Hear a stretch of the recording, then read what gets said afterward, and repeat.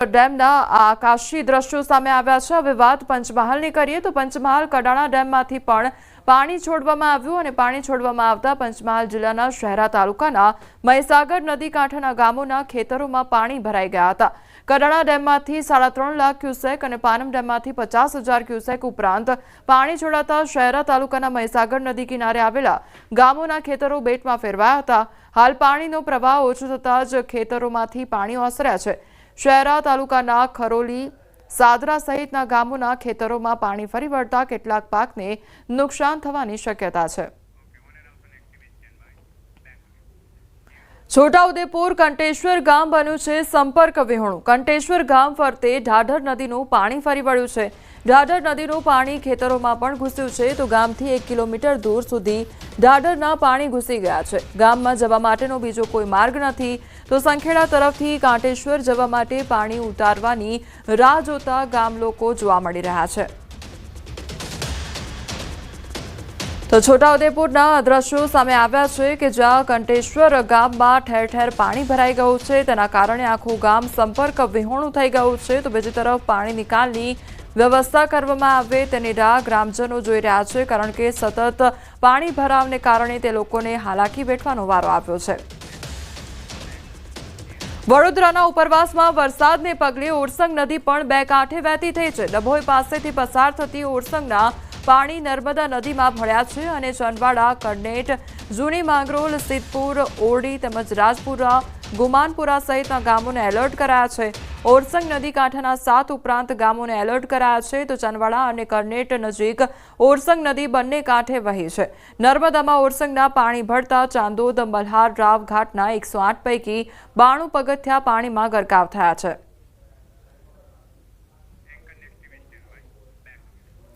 ડભોઈ ઢાઢર નદીમાં ઘોડાપૂરની પરિસ્થિતિ સર્જાઈ છે। ડભોઈ તાલુકાના ઢાઢર કાંઠાના 7 જેટલા ગામ પ્રભાવિત થયા છે।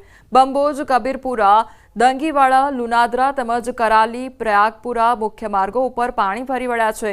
કરાલીપુરાથી પ્રયાગપુરા વચ્ચે મુખ્ય માર્ગ પર પાણી વહ્યા હતા અને દંગીવાડા રોડ ઉપર ઘૂંટણસમાં પાણી ભરાઈ ગયા તો બંબોજ ગામે પણ ગામમાં પાણી ભરાતા હાલાકી સર્જાઈ છે। સ્થાનિકો ઘૂંટણસમાં પાણીમાં પસાર થવા માટે મજબૂર બન્યા છે।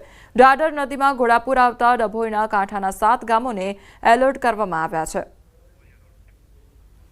તો પ્રયાગપુરા વચ્ચેનો જે મુખ્ય માર્ગ છે તે પાણીમાં ગરકાવ થઈ ગયો છે જેના કારણે જે આસપાસના 7 ગામો છે તે સંપર્ક વિહોણા થઈ ગયા છે। 7 ગામોના લોકોને એલર્ટ પણ કરવામાં આવ્યા છે તો લોકોને હાલાકી વેઠવાનો વારો આવ્યો છે કારણ કે સતત પાણી ભરાવની પરિસ્થિતિને કારણે લોકો હેરાન પરેશાન થઈ રહ્યા છે। આણંદની આંકલાવ પોલીસ સવાલોના ઘેરામાં આવી ગઈ છે। દુષ્કર્મ હત્યાના આરોપીને છાવરી રહી છે પોલીસ, તેને લઈને ઘણા સવાલો થઈ રહ્યા છે। લોકઅપમાંથી આરોપી નીકળ્યો ત્યારે સીધો ચાલ્યો।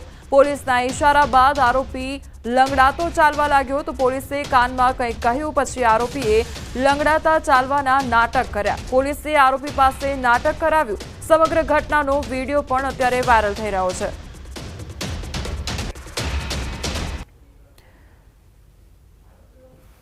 તો આણંદનો આ મામલો સામે આવ્યો છે કે જ્યાં એક તરફ જે આરોપી છે તેને લઈ જવામાં આવી રહ્યો હતો ત્યારબાદ તે સીધો જ ચાલી રહ્યો હતો અને એકાએક પોલીસ કર્મચારી આવે છે અને તેમના દ્વારા કાનમાં તે આરોપીને કંઈક કહેવામાં આવે છે। ત્યારબાદ આરોપી લંગડાઈને ચાલતો હોય તે પ્રકારના દ્રશ્યો સામે આવ્યા છે અને તેને લઈને ઘણા સવાલો થઈ રહ્યા છે। પોલીસની કામગીરીને લઈને પણ અનેક સવાલ ઉદ્ભવી રહ્યા છે।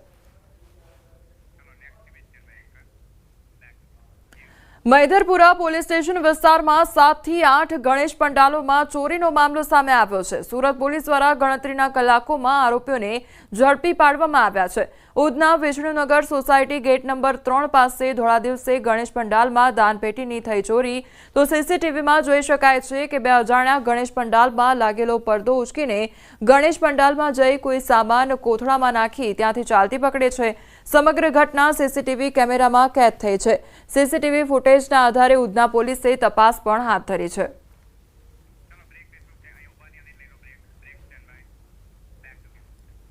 સમાચારોમાં આગળ વધીએ તે પહેલા રોકાઈશું એક બ્રેક માટે।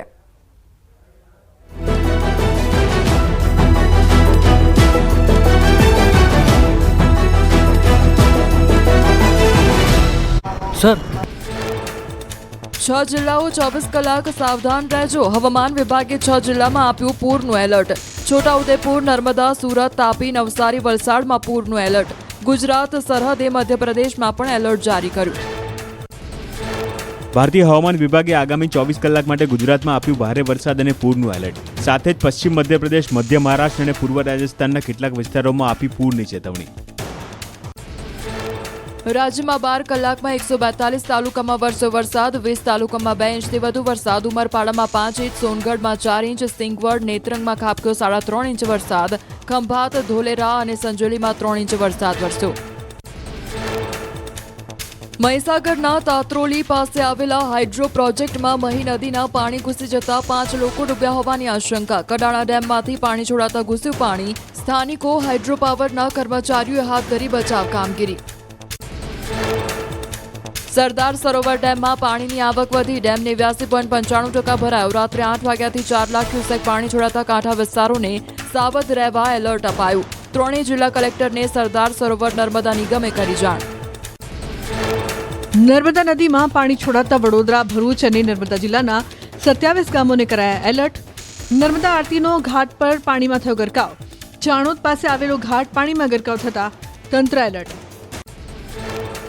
સરદાર સરોવરમાંથી પાણી છોડાતા નર્મદા નદી બે કાંઠે થઈ. એકતાનગર નજીક ગોરા ઘાટ પાણી.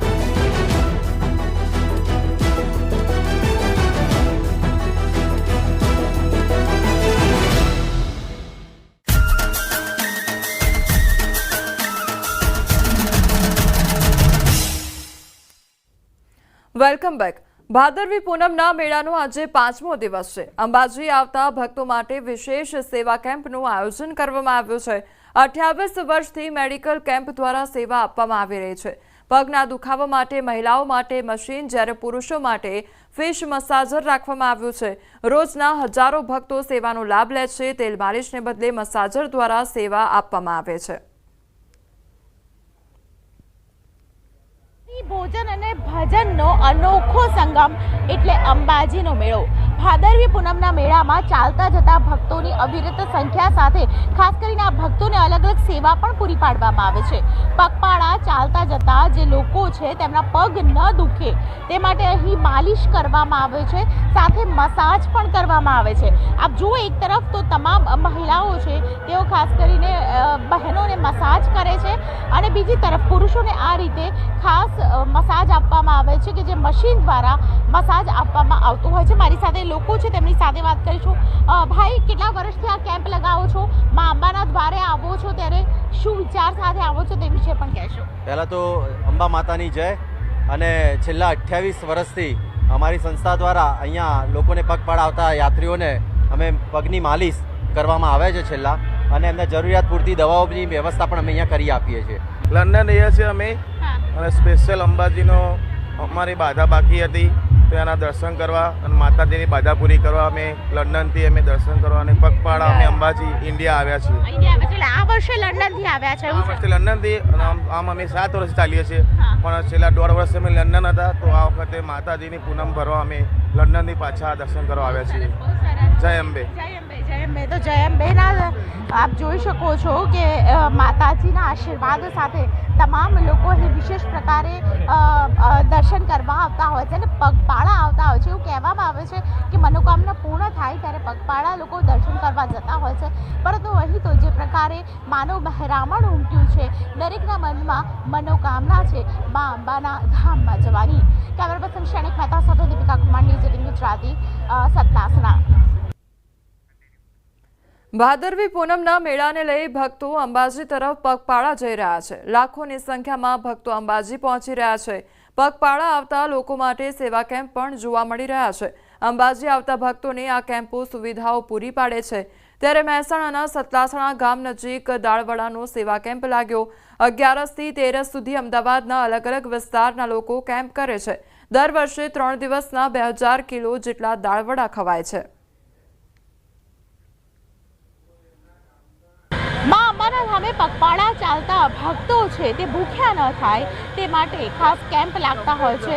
સતલાસણ પાસે અત્યારે હું છું અને સતલાસણ પાસે આપ જોઈ રહ્યા છો કે દાળવડાનો કેમ્પ લાગેલો છે અને ભક્તો પણ અવિરતપણે અહીં જોવા મળી રહ્યા છે.